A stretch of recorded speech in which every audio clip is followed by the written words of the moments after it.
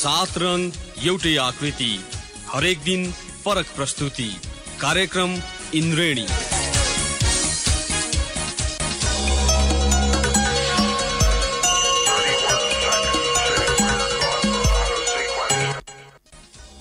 नमस्कार श्रोता, रेडियो कान्तिपुरको नियमित प्रस्तुति इन्द्रेणीमा यहाँलाई स्वागत छ। आज बिहिबार हामी आर्थिक गतिविधि समेटिएको इन्द्रेणी लिएर उपस्थित भएका छौं। सदाझै आज पनि कार्यक्रममा हामी यहाँहरूलाई साताभरका प्रमुख आर्थिक समाचार तथा केही कृषि सम्बन्धी समाचार बारे जानकारी दिनेछौं।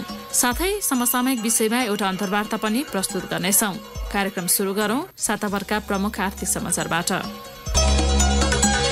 कार्तिक मसान्तपछि 2% को आवास कर्जा रोक्ने राष्ट्र बैंकको निर्देशन भए पनि बैंक तथा वित्तीय संस्थाले 1 महिना पहिले ऋण दिन छाडेका छन्। राष्ट्र बैंकको निर्देशन भन्दै नयाँ आवेदन लिन नमान्नुका साथै प्रक्रियामा रहेका आवेदन पनि अघि नबढाएको भूकम्प पीडितको गुनासो छ। बनेपाका जीएन सापकोटाले भने बैंक तथा वित्तीय संस्थाले अहिले सो ऋणबारे कुरा सुन्नै चाहँदैनन्। नयाँ ऋणका लागि समयले नभ्याउने भए ठिकै छ, तर अन्तिम चरणमा रहेका फाइल टुङ्ग्याउनु पर्यो नि। अर्का एक पीडितले पनि यस्तै गुनासो गरे। ती पीडितले कान्तिपुरसँग गुनासो पोखे पनि नाम भने उल्लेख गर्न मानेनन्। उनले भने, पैसा नभएकै कारण अहिलेसम्म मेरो घर बनाउन सकेको छैन। ऋणका लागि करिब 3 महिना अघि प्रक्रिया सुरु गरे, तर अझै ऋण पाउन सकिन। गत 4 गते राष्ट्र बैंकले परिपत्र जारी गर्दै असोज मसान्तपछि मात्रै सो ऋण रोक्नु भनेको थियो, तर अहिलेबाटै नयाँ ऋण रोक्न निर्देशन आएको बैंकका कर्मचारीले बताएको उनले थपे।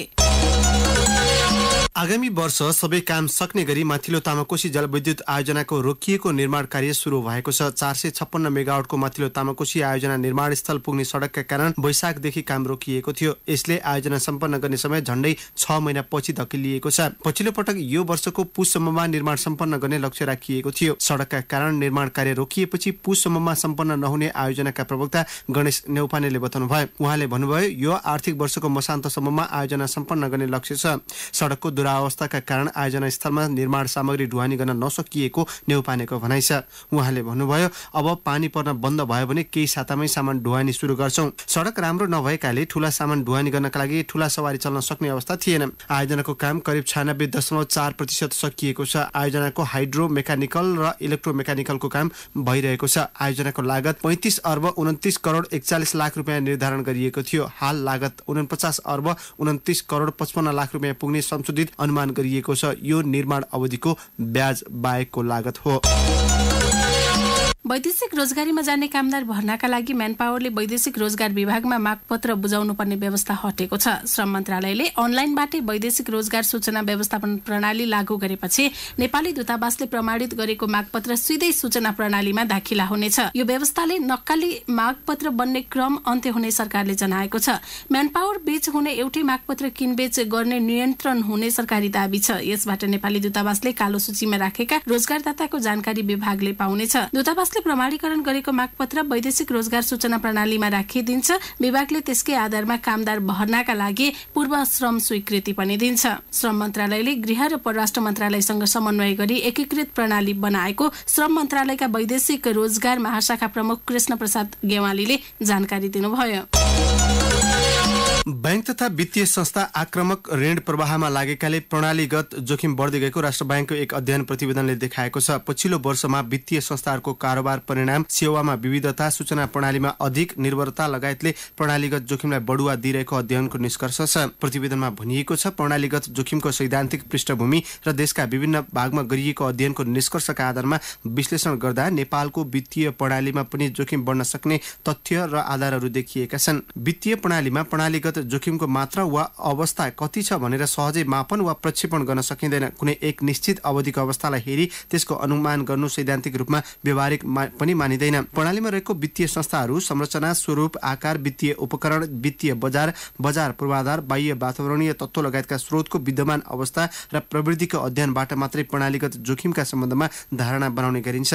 प्रणालीगत जोखिम भन्नाले कुनै घटनाबाट आर्थिक मूल्य वा विश्वासमा ह्रास आएका कारण वित्तीय प्रणालीमा अनिश्चितता बढ्न गई वास्तविक अर्थतन्त्रमा प्रतिकूल प्रभाव पार्ने अवस्थालाई मानिन्छ। कतार स्थित ह्याम्पटन अन्तर्राष्ट्रिय कम्पनीका सञ्चालक कामदारलाई तलब नदिई भागेका छन्। सञ्चालक सम्पर्कविहीन भएपछि 149 नेपाली सहित 900 विदेशी कामदार अलपत्र परेका छन्। कम्पनी डुबेपछि भारतीय नागरिक रलिफ केएम कतारबाट भागेका हुन्। उनी कम्पनीका मुख्य सञ्चालक हुन्। कम्पनीका अध्यक्ष कतारी नागरिक युसुफ मलालाका अल हरामी कामदारको सम्पर्कमा छैनन्।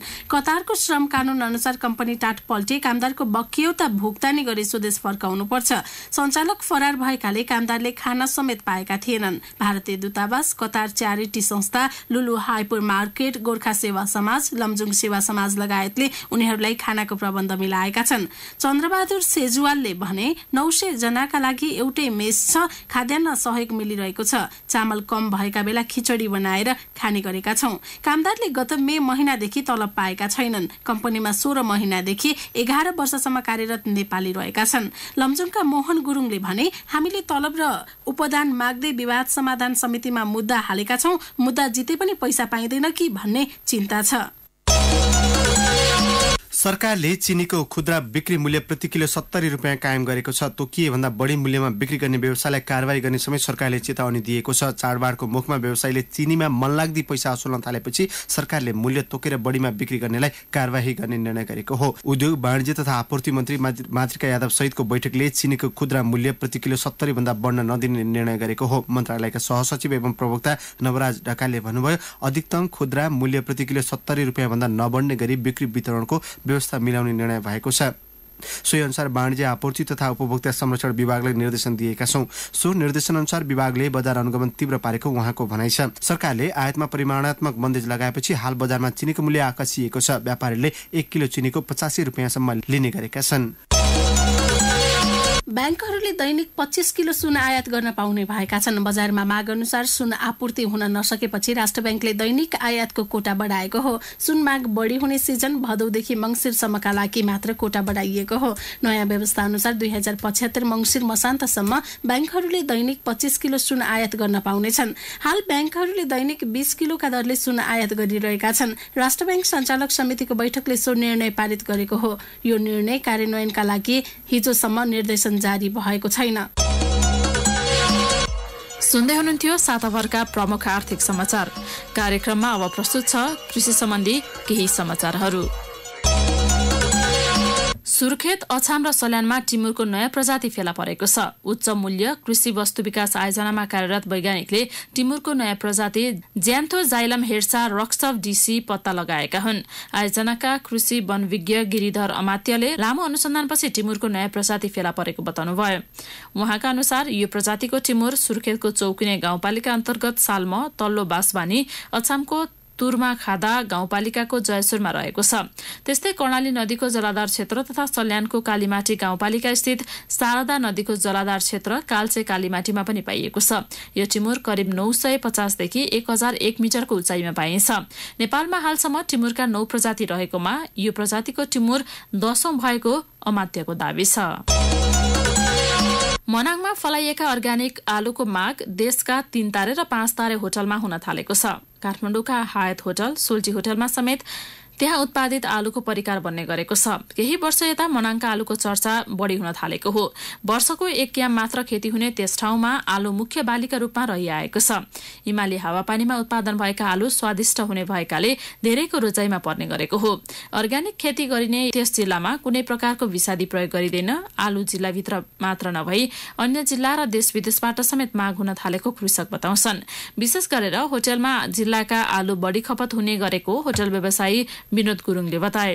त्यहाँ कुनै बजारबाट बिउ लगेर रोप्ने प्रचलन छैन। आफैले राखेका बिउ नै रोप्ने गरिएको छ।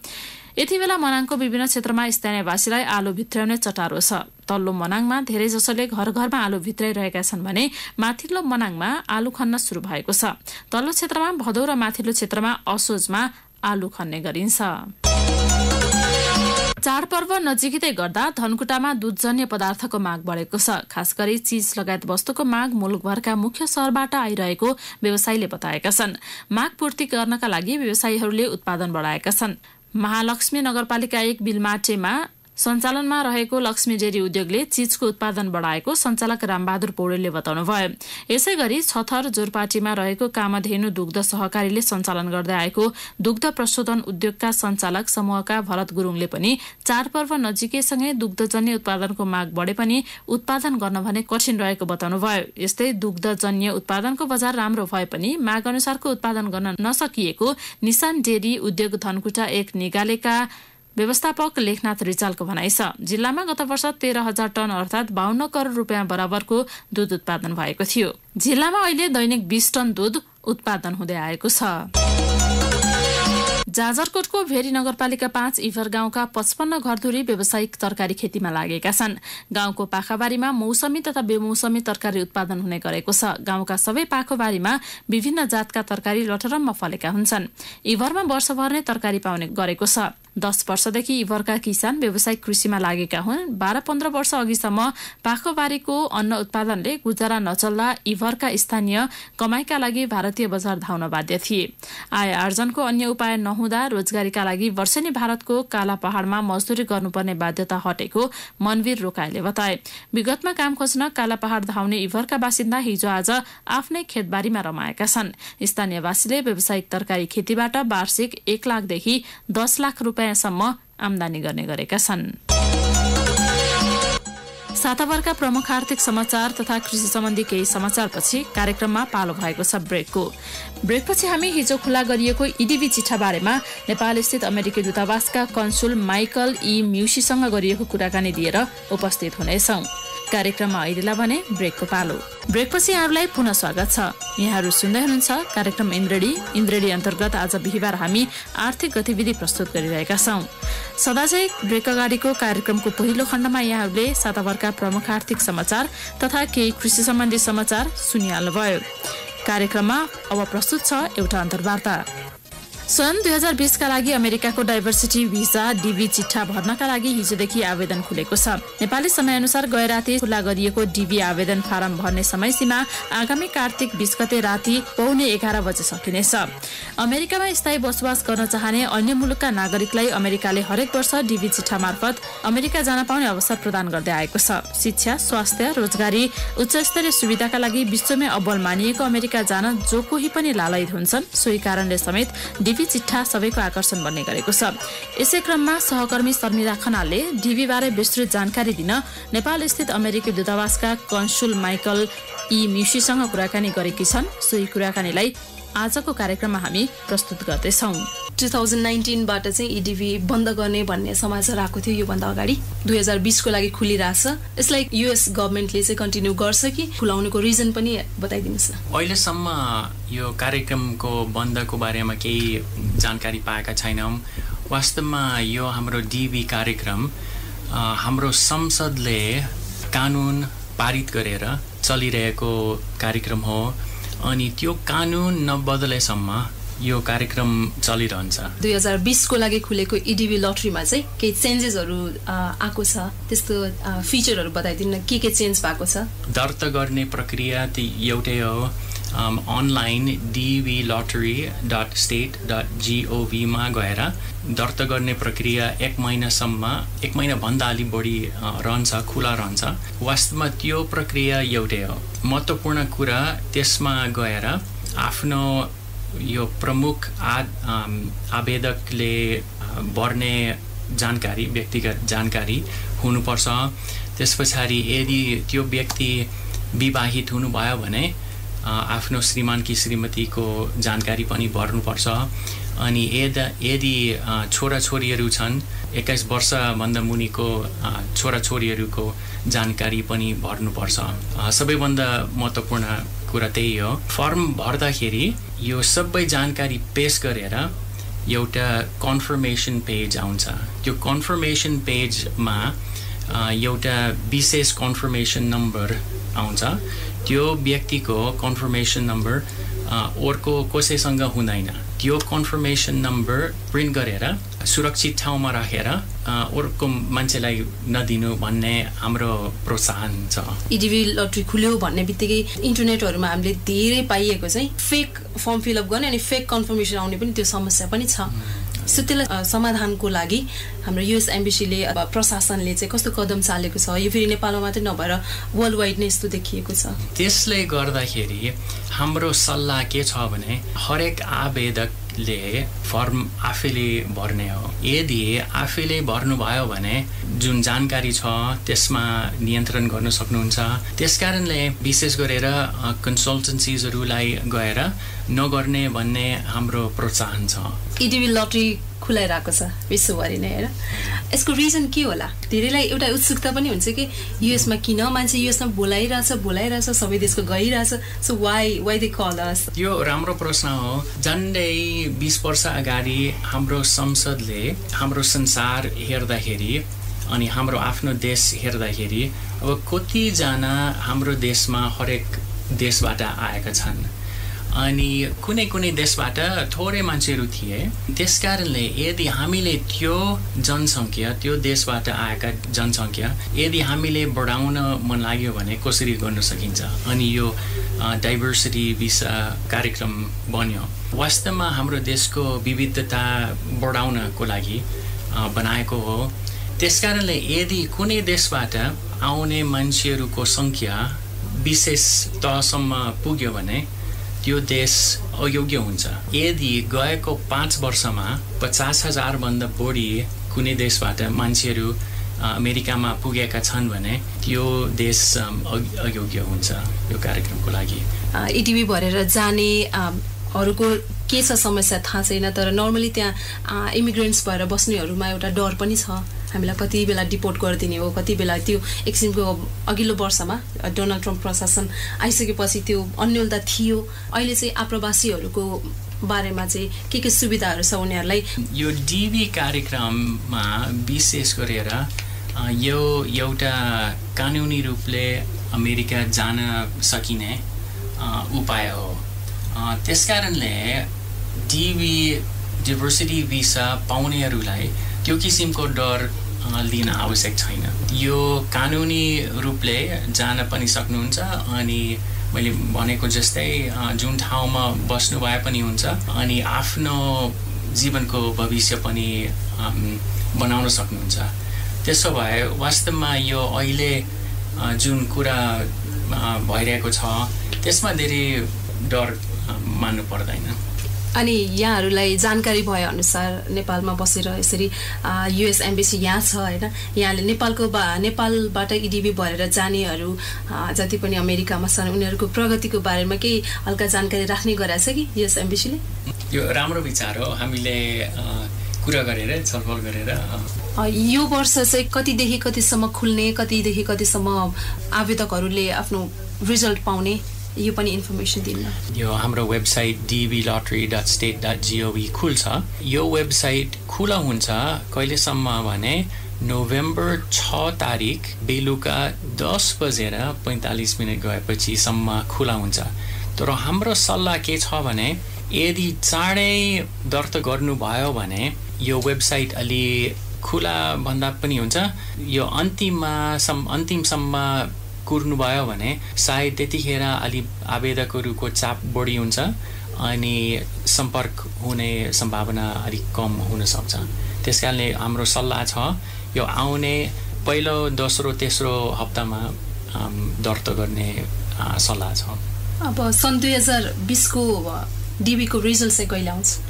अनि रिजल्ट्स 6 महिना जति पछि मे 7 तारिकदेखि उपलब्ध हुन्छ। फेरि त्यो वेबसाइटमा गएर dblottery.state.gov एउटा ट्याब छ, त्यो ट्याबमा थिचेर सेलेक्टी भन्ने शब्द आउँछ। त्यो छानिएको मान्छेहरूको लागि हो। सेलेक्टिभमा थिचेर आफ्नो कन्फर्मेसन नम्बर भरेर त्यस पछाडि आउँछ छानिनु भयो कि भएको छैन भन्ने जानकारी आउँछ। अनि यदि छानिनु भयो भने त्यसबाट यो सबै पाइलाहरू जुन जानकारी चाहिन्छ त्यसदेखि गर्नुपर्ने जानकारी छ। उमेर समूह कतिदेखि कति वर्षकोहरूले डिबी भर्न पाउनुहुन्छ? कुनै विशेष सीमा छैन, तर भिसा योग्य हुनको लागि हाम्रो शैक्षिक योग्यता छ त्यो +2 सम्म पास गरेको हुनुपर्छ। त्यसकारणले सायद 16-17 वर्षको व्यक्ति चाहिँ योग्य हुन अलि अप्ठ्यारै हुन्छ। कुनै सल्लाह छैन, जो पनि दर्ता गर्न सक्नुहुन्छ, तर अन्तर्वार्ताको बेलासम्म +2 पास गरिसकेको हुनुपर्छ भन्ने त्यो योग्यता हो। त्यसकारणले आवेदकहरू फार्म भर्दाखेरि त्यो सोच्नुहोस् त्यस बेलासम्म म +2 सम्म पास गरेको हुन्छु कि हुँदैन। डिबीमा मान्छेहरू कसरी छानिन्छन्? ऱ्यान्डम छानिन्छन् कि धेरै मान्छेहरूले भन्छन् यसो फेस हेरेर दिने गरेछ अरे, यो त्यो होइन। थाहा नभएकाहरूलाई डिबी चाहिँ कसरी, डिबीको मान्छेहरू कसरी चुज हुन्छ? हरेक देशबाट 35 भन्नु, यो पनि अर्को क्षेत्र जसमा हामीले प्रविधि प्रयोग गरिरहेका छौँ। कस्तो छ भने संसारभरिबाट दर्ता गर्ने अवधि सिद्धिएपछि हाम्रो डिबी केन्द्र अथवा हामीले KCC भनेर भन्छौँ त्यो ठाउँलाई, अमेरिकामा त्यो डिबी केन्द्रले सबै आवेदनहरू जम्मा गरेर ठुलो कम्प्युटर छ अनि त्यसले छान्छ, तर ऱ्यान्डम तरिकाले छान्छ। त्यो सबैजनाबाट यो 50,000 जना आउँछन्। कुनै मान्छेको आफ्नो इच्छाले छानिएको होइन, त्यो कम्प्युटरले ऱ्यान्डम प्रक्रियाले छान्छ। कतिपय अवस्थामा चाहिँ डिबी परिसकेकाहरू पनि अन्तर्वार्ताको लागि जाँदा उनीहरू अयोग्य ठहरिन्छन्। सो कस्ता कस्ता अवस्थामा उनीहरू अयोग्य ठहरिन्छन्? उनीहरू त डिबी पऱ्यो, ल म त जाने भएँ, अब सेकेन्ड लेटर आइसकेपछि पनि उनीहरूमा एउटा दुविधा हुन्छ नि त, ल अब इन्टरभ्यूमा सिलेक्ट हुन्छु हुँदिनँ भन्ने। त्यो के आधारमा चाहिँ यहाँहरूको अन्तर्वार्ता? पेश गर्नुभएको कागज पत्रहरूको प्रकृति हेरेर पनि हुन्छ, आवेदकको स्वास्थ्य अथवा आचरणको बारेमा पनि हुन्छ, आवेदकको पारिवारिक विवरण गलत दिएर पनि हुन्छ। जस्तो विवाहित छ भने कन्सल्टेन्सीले सल्लाह दिन्छ, सिङ्गल भर्यो भने मौका बढी होइन, अथवा आवेदक सिङ्गल छ कन्सल्टेन्सीले अर्को साथी मिलाइदिन्छ उसको दम्पतिको रूपमा। उसको आदत जस्तो लागु पदार्थ सेवन गर्ने, त्यस्तो जुन चाहिँ निषेधित मेडिकल पार्टहरू छ नि तिनीहरू छ भने उहाँहरू चाहिँ त्यसको लागि अयोग्य हुन सक्छ। अनि प्रायः जसो यो अन्तर्वार्ता बेलामा यो सबै कुरा उहाँले भन्नुभएको कुरा हेरेर यो आवेदक र कुनै आश्रित भएका पारिवारिक सदस्य योग्य हुनुहुन्छ कि हुनुहुन्न, त्यसमा यो उहाँले भन्नुभएकोमा त्यसमा भर पर्छ। इडिबी भर्नेहरूमा पनि एउटा दुविधा मनमा भइरहेको हुन्छ, अथवा उनीहरूमा एउटा आशंका हुन्छ कि धेरै पढेकोहरूलाई चाहिँ डिबी पर्छ, अथवा विदेश बसेर भर्यो भने डिबी पर्ने होला, त्यो कन्सेप्ट हुन्छ नि। मास्टर डिग्री पढेकोलाई पर्ने होला, PhD पढेकोहरू पनि गइरहेको हुन्छ, अनि धेरै पढेकोलाई पर्छ भन्ने त्यो मानसिकता छ मान्छेमा। के भन्नुहुन्छ यहाँले? वास्तवमा यो डिबी कार्यक्रमको लागि खालि यो न्यूनतम योग्यता हुन्छ, अनि त्यो न्यूनतम शैक्षिक योग्यता +2 पास गरिसकेको हुनुपर्छ। हाम्रो प्रविधिले मान्छेहरूलाई छानिएको हुनाले त्यो कम्प्युटरलाई केही पनि थाहा छैन त्यो मान्छे आफ्नो व्यक्तिको शैक्षिक योग्यताको बारेमा। त्यसकारणले कुनै फरक छैन यदि +2 सम्म मात्रै गरिसकेको कि डक्टरेट डिग्री लिएको, कम्प्युटरले केही फरक देख्दैन। बायस छैन भन्दा भन्दै पनि मान्छेहरूमा अघि भनेको जस्तो सोच चाहिँ भइरहेकै छ। अझै विशेष गरी चाहिँ अमेरिकामै बस्नेहरूलाई चाहिँ पर्छ रे डिबी भन्ने, त्यसमा चाहिँ हो कि होइन? त्यस्तो के हो? जो अमेरिकामा भइसकेको छ त्यो वास्तवमा पनि होइन। यो शैक्षिक योग्यता जस्तै जुन ठाउँमा बस्नुभएको छ, जति पढ्नु भएको छ, जति उमेर तपाईँको छ, त्यो केही मतलब छैन वास्तवमा। त्यो कम्प्युटरलाई मान्छेहरूलाई आवेदकहरूलाई छान्दाखेरि केही पनि थाहा छैन, त्यसकारणले त्यो मिथ हो। इडिबीमा तपाईँ छानिनु हुने सम्भावनामा चाहिँ तपाईँ आशंका नगर्नुहोस्, यो चाहिँ एकदम निष्पक्ष छ भन्नुहुन्छ हैन? हजुर हजुर, कम्प्युटर पक्कै निष्पक्ष हो। अर्को एउटा कुरा, हरेक आवेदकले एकपटक मात्रै दर्ता गर्न सकिन्छ। हाम्रो कम्प्युटर बाटो नै हो, किनभने यदि दुई पटक दर्ता गर्नुभयो भने त्यो फोटो जुन पेस्ट गर्नुभयो कम्प्युटरले चिन्न सक्छ। यदि तपाईँले कपाल अथवा मेकअप अथवा अर्को कपडा लाउनु भयो भने पनि कम्प्युटरले चिन्न सक्छ। त्यसकारणले एकपटकभन्दा बढी दर्ता गर्न कोसिस नगर्नुहोस्। यदि एकपटक प्रमुख आवेदक भएर दर्ता गर्न सक्नुहुन्छ अनि त्यस पछाडि यदि विवाहित हुनुभयो भने तपाईँको श्रीमान कि श्रीमतीले आफैले प्रमुख आवेदक भएर फर्म भर्नुभयो अनि तपाईँ आश्रित पारिवारिक सदस्य हुनुभयो भने त्यो त ठिकै छ, तर प्रमुख आवेदक भएर एकपटक मात्रै भर्न सक्नुहुन्छ। उहाँ हुनुहुन्थ्यो नेपाल स्थित अमेरिकी दूतावासका कन्सुल माइकल ई म्युसी डीबी चिठा बारेका विविध जानकारी दिँदै। श्रोताहरूलाई डीबी बारेको कौतूहलता र जिज्ञासा मेटाउनका लागि माइकलसँग कुराकानीको अवसर प्रदान गर्नुहुने दूतावासका प्रेस संयोजक प्रेरणा मरासिनी र डीबी कार्यक्रम विशेषज्ञ प्रति हार्दिक आभार। हवस् त श्रोता, यिनै प्रसङ्गसहित आर्थिक गतिविधि समेटिएको इन्द्रडी आजलाई यति नै। फरक विषयवस्तु समेटिएको इन्द्रडी लिएर भोलि पुनः उपस्थित हुने नै छौँ। तबसम्म न्युज डेस्कका सम्पूर्ण सहकर्मी सहित अनिल र म प्रतीक्षा बिदा हुन्छौँ। नमस्कार, शुभरात्रि।